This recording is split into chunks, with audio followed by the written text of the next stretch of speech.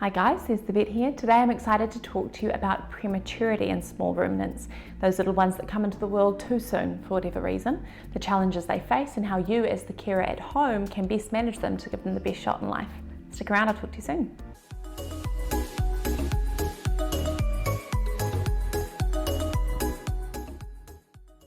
Morning everyone, Sez the Vet here. Now, as many of you will know, my favourite field to work in is with obstetrics and neonates, those tiny newborn little babies. So I'm excited to be talking to you today about prematurity. So these are the little ones that are born before they're fully cooked, before they are fully ready to survive in the real world. There's many different areas of physiology of the body, of the organs here that are going to be underdeveloped. So we need to address those points and discuss what you can do at home to give them the best shot at life. I am going to be focusing on premature lambs and kids here, but definitely cria, calves, all the same principles apply, just with a different gestation period, of course. Okay, now as in every video, I always recommend a vet check. There are innocent reasons that you may end up with a premature little bub in the paddock, but there are also other issues that may be affecting mum. She may be unwell and that's why she dropped him early. It may be a flock-wide issue that needs addressing, or something else going on in the offspring. That means long-term prognosis is going to be poor, chances of coming right are very slim, and attempting treatment is not fair on welfare grounds. So find someone that you trust, find a vet who has a good understanding of small ruminant internal medicine to support you along the way with one of these little guys. The question is, how do we actually know if they are premature? You're obviously not going to be counting the days of gestation for your animals out in the paddock. So what does a premature lamb, kid or cria look like, and how do we best manage them? They do often have a distinct look to them, with a domed head, silky or curly coat, and floppy ears. Now in lambs, of course, if they're naturally going to have curly coats anyway, floppy ears, weak cartilage in the ears is often the first thing you'll notice. They of course will have a lower body birth weight and poor muscle development often. What are we looking at here that's underdeveloped and needs addressing? First, their thyroid gland, which sits in the neck here, isn't going to be fully functional yet. And the thyroid gland governs metabolism. So they will have a very slow metabolism. They will seem lethargic and dull. They'll want to sleep more than the next guy. And this is okay. You don't need to freak out about this as long as it's just from prematurity. They just need a lot of sleep. They're still cooking away to become a fully functional little dude.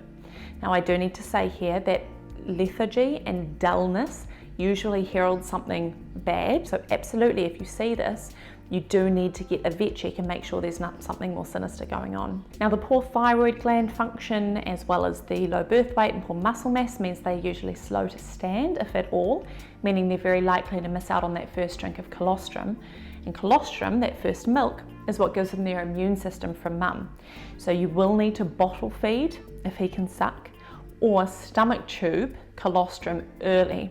Now, stomach tubing isn't scary in itself. It's quite common, and a vet can show you how, but it does come with its inefficiencies and it does come with its risks. So you do need to be shown how to do that. Now, unfortunately, secondly, or thirdly, I suppose we're up to, their gut lining is also not fully matured. So even the colostrum that they are taking in, they're not going to be absorbing it as well as they should. So yet another reason to make sure they get high quality colostrum, a good full amount as soon as they're born. We want to be getting 10% of their body weight into them of colostrum over the first 10 hours of life. You need that first big drink to get in the first ideally 6 hours.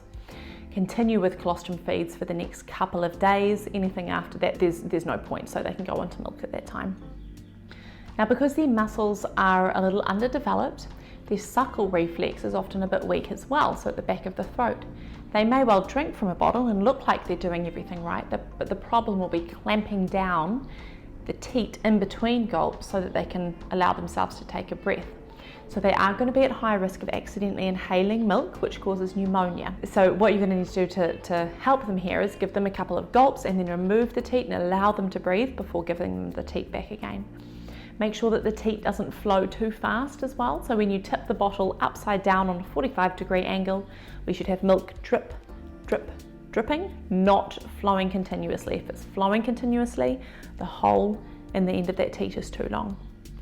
All right, number 5, I think. Taking into account that they're not absorbing colostrum well, and they are at high risk of aspiration pneumonia as well, and quite possibly immunocompromised, you will need to keep a really close eye on him. If he starts breathing heavily or raspy, or stops wanting to drink at all, or anything else that takes a turn, he will need to see a vet. He may well need antibiotics. Get a vet check if this is the case, otherwise welfare concerns are not okay here. All right, number 6, I believe. They are also lacking an easily accessible fat supply here as well. And the liver isn't going to be very good at converting fat to sugar yet either. So they will struggle to balance their own blood sugar levels, and they can't regulate their own body temperature if they can't regulate their blood sugar. So they'll be really feeling the cold. To combat this, obviously, we just need to make sure that they're kept warm at all times, bring them inside, tiny little woolen coats, all of these things help, but they do need to be kept warm. And to help them maintain their blood sugar levels, we need to be giving many small feeds, and very often to maintain a steady blood sugar level instead of having big crashes in between. I would recommend feeding at the very least 10 times a day. Now, by a day, I mean across a 24-hour period, okay? You will need to get up in the night to feed these little guys. Now remember that a naturally reared lamb on mum on the ewe out in the paddock would be drinking, normally in the first couple of days, would be drinking about 36 times a day. So with these little premature bubs, you cannot get away with following the back of a milk feeding packet. 3 to 4 times a day is not going to work, okay? We need many times, 12 plus throughout the 24-hour period. And in terms of volume, we want to be feeding 10 to 15% of their body weight. If you need help calculating the volume of feeds using that, head on over to my earlier video on abomasal bloat, or I've also done one on dietary diarrhea where I break down how much you should be feeding. Okay guys, nearly there. Right, another thing to take into account is joint development. So the bones of the legs, the joints, when they're young, are still heavily made out of cartilage. They haven't yet calcified into bones, and cartilage is soft. So if they're up and moving about on those underdeveloped cartilaginous joints, those cartilage bones can collapse and deform, setting them up for horrific arthritis continuing on to life. So despite how badly you want to get the little guy up and out and moving around, running around like a normal looking lamb, confinement is going to be key for the first couple of weeks. And I mean confine to the point where they can stand, take a couple of steps and lie back down. A cardboard box, for example, is perfect. A nice cushy supportive ground is also essential, such as hay, a nice deep bed of hay, and I would be doing this for a week or a couple of weeks even.